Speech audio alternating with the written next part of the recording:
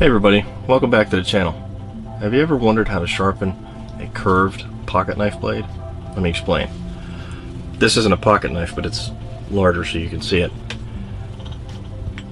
The cutting edge of the blade is such that the entire thing is exposed and it can contact a flat surface. Well, what do you do if you have a blade that's shaped like that? This is exaggerated, but it has maybe it's got an arch in it. Stick around, I'll show you.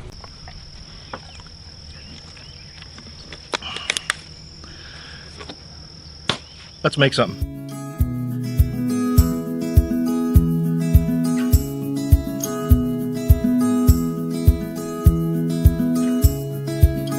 Let's go. You're just drunk.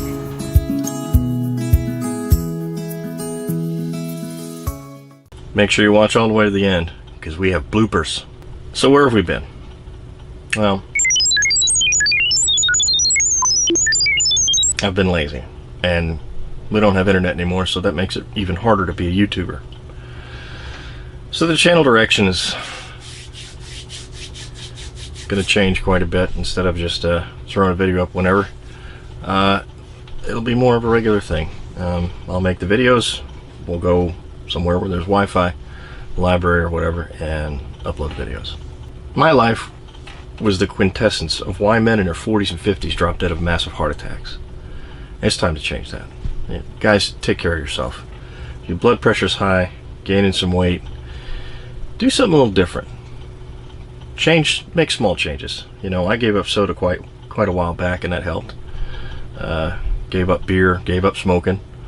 I still have a cold one every now and then, but what's the exercise regimen? No, I'm not going to do exercise videos in spandex and shorts in my front yard on a yoga mat like Wrangler, what's that guy's name? Anyway, we're going to be building a log cabin. Well, we've actually started clearing the spot for it, and we got to build a bridge over a pond and all that stuff. That is hard work, and it's grueling physical activity, which is exactly what I need. Burn this flab off and get my blood pressure down. So the floor plan is pretty cool. It's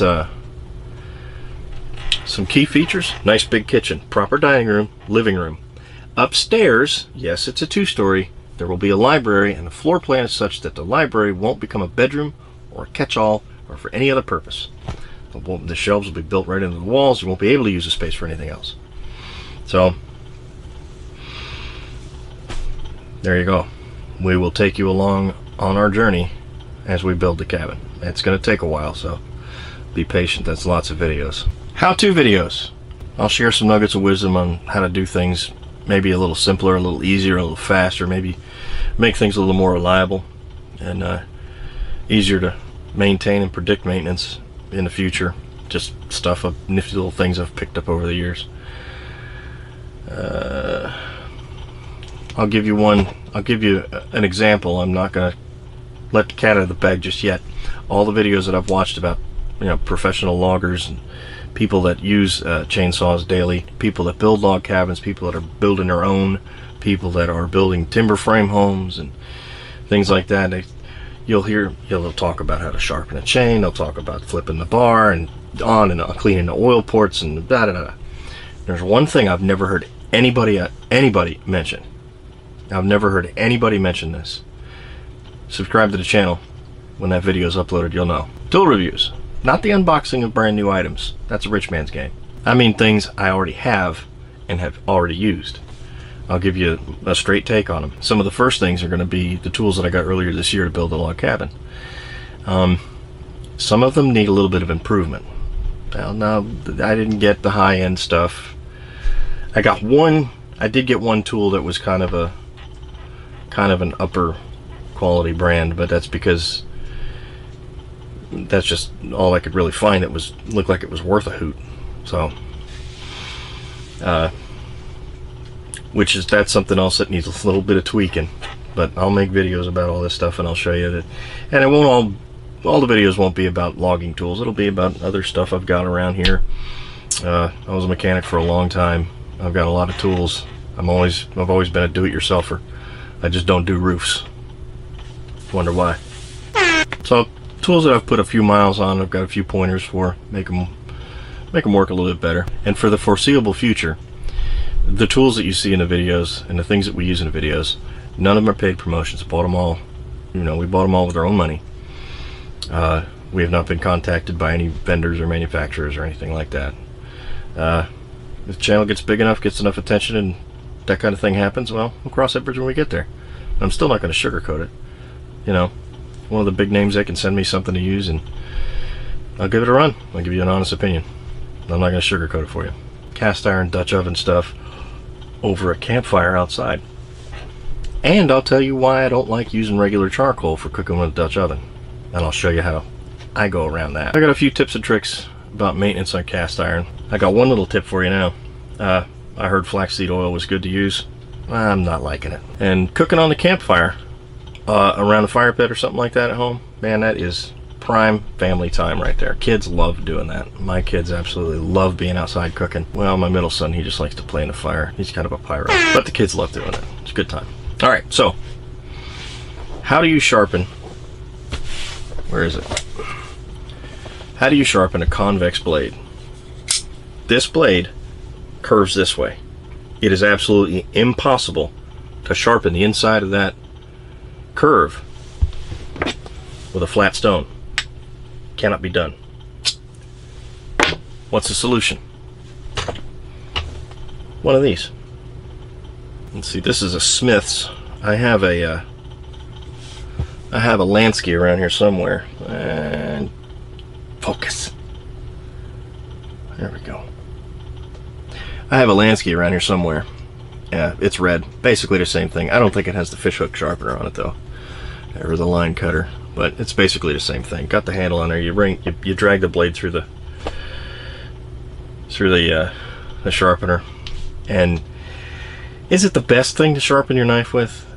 Nah, probably not. But I mean, for crying out loud, this isn't some, you know, family heirloom katana that's been been handed down for 14 generations over the last 500 years. It's a $60 knife, $60 pocket knife. You know, you just need something to keep a good sharp edge. You see where I instinctively just put it right there. That's an EDC thing right there. That's everyday carry. That's always on me. You always need a sharp object for something. You got to cut. You got something under your fingernail or whatever. And maybe you can't get a booger out from underneath your fingernail or something. Open a box. Open a letter. You know, cut a shoelace off, or frayed into your jeans or something like that, or whatever, pant leg, whatever. All right, so you have carbide crux and a ceramic crux. They're at the right angle for, you know, just a general use blade. And all you do, firmly plant this down, put your knife in all the way up to the cutting edge, pull it through, and as you pull it through, bring the handle up so that you get the tip, because if you pull it straight through, you won't get the end there. Do that a few times and go to the other side, polish up that cutting edge. There, and you're done. Now you can see, let me get in the right place here. You can see you've got metal filings there. It is taking metal off of the cutting edge and reforming it to the right angle, and man, that is sharp. Almost just cut my finger wide open. Good way to test for basic sharpness. Take your thumbnail very carefully, just basically rest the knife on there, a little bit of pressure, and try to move it back and forth. If it slides, it did not cut in. Don't slice, just rest it there, give it a little bit of pressure, and see if you can move. It's a really yucky, creepy feeling. Oh, but ugh. But if it does that, you're good. For everyday use, you're good. I don't know if that's sharp enough to you know, be a reliable or effective and efficient and comfortable to use knife to or edge to you know, skin a buck with or something like that. But I've cut electrical wires and, you know, cut obviously not live ones, but, you know, cut wire and piping and small piping and stuff like that with this, and it just does, it did just fine, and it was a lot duller than it is right now, and it was an edge on it that, you know, I did with this.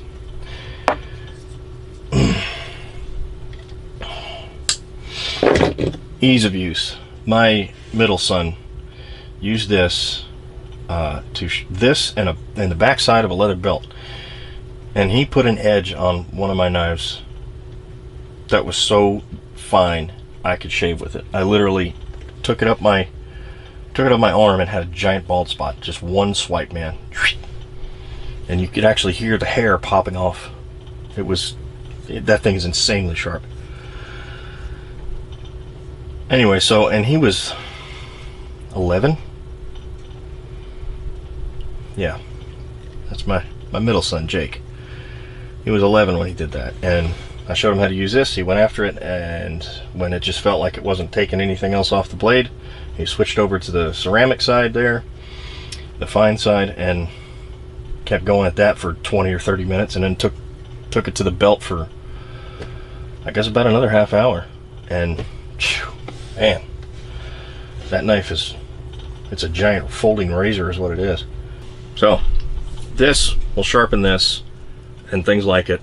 Probably wouldn't do too good on a serrated blade, but if you got one that's got a convex curve in it and you can't quite figure out how to sharpen it, get one of these.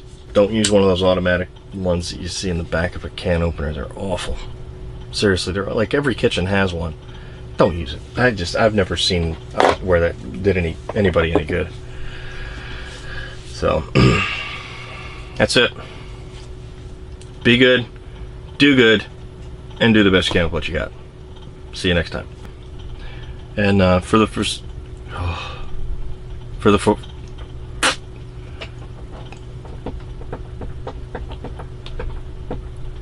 cat wants in. The